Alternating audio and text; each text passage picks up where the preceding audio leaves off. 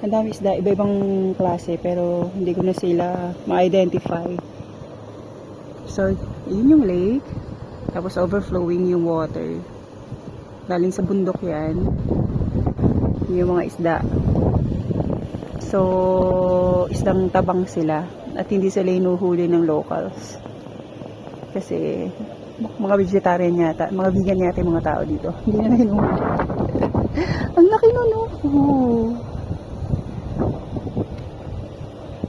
Ang ganda dun, ang dami eh. So, ayan yung mga isda. Alam nila eh, hindi sila maano doon. Tapos, ayan na yung dagat.